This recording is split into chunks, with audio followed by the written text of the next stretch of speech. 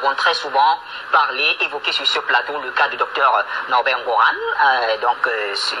du REVAS, qui milite pour la cause des Bidjans. Alors, la dernière fois, on parlait de lui en tant qu'abandonné à la prison, ne connaissant pas son sort. 8 mois plus tard, eh bien, je dois vous annoncer que le procureur Richard Adou l'a présenté donc vendredi dernier devant le juge d'instruction et finalement, l'audience va se tenir le 10 mai. C'est bien, Bachir, c'est une avancée notable parce qu'on s'inquiétait même pour sa vie.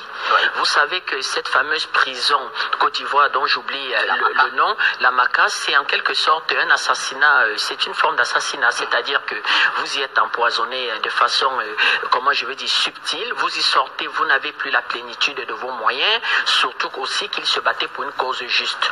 Une grande partie de conflits en Côte d'Ivoire, une grande partie de déchirement de ce pays ont été les questions foncières et la question relativement des autochtones. Pour la petite crise à Obala au Cameroun, il faudra y réfléchir, c'est-à-dire à cette notion d'autochtones, à cette notion de personnes qui ont migré, à voir comment on peut relativement y mener une bonne cohésion de vie entre les différentes composantes sociologiques. Donc, il s'y battait, son peuple a été spolié, ça a commencé avant véritablement les indépendances, tous les pouvoirs qui sont arrivés, il faut le dire, hélas, même le président Gbagbo n'a pas eu le temps de résoudre la question.